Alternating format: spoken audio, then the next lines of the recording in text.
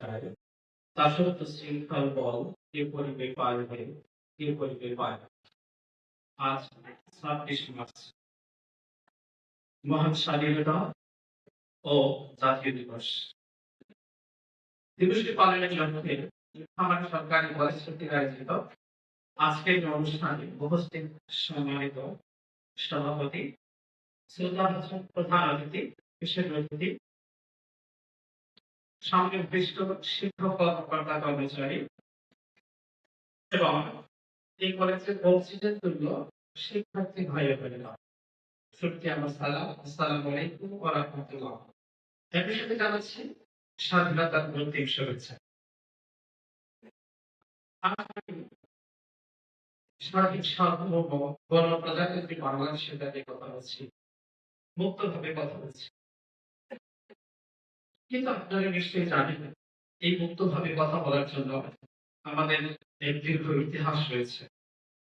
শুধু এই বঙ্গভূখণ্ডের বাংলাদেশ ভূখণ্ডের বাংলাদেশ শব্দটির সাথে জড়িয়ে আছে দীর্ঘ ইতিহাস।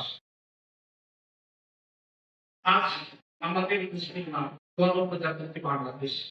এই নামটি দেখাতে আমাদের দীর্ঘ ইতিহাস, সেটি আসলে ৪৭ নয়, এটি ১৯০৫ নয়, এটি খ্রিস্টপূর্বাব্দে যদি চাই ৩২১ খ্রিস্টপূর্বাব্দে যেতে হয়।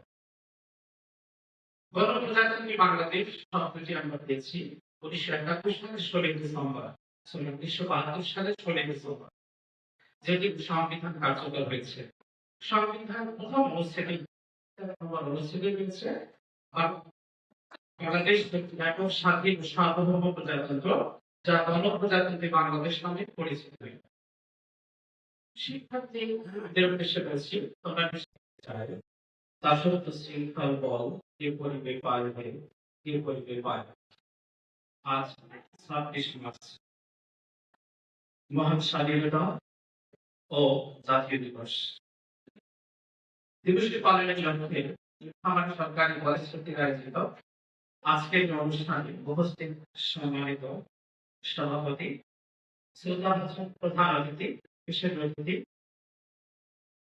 সামনে উপবিষ্ট শিক্ষক কর্মকর্তা কর্মচারী এবং এই কলেজের অক্সিজেন তুল্য শিক্ষার্থী ভাই বোনেরা, সত্যি আমার সালাম, আসসালামু আলাইকুম ওয়া রাহমাতুল্লাহ। একই সাথে জানাচ্ছি স্বাধীনতার অন্তিম শুভেচ্ছা। আমি স্বাধীন সার্বভৌম গণপ্রজাতন্ত্রী বাংলাদেশের দাবি কথা বলছি, মুক্তভাবে কথা বলছি। কিন্তু আপনারা নিশ্চয়ই জানেন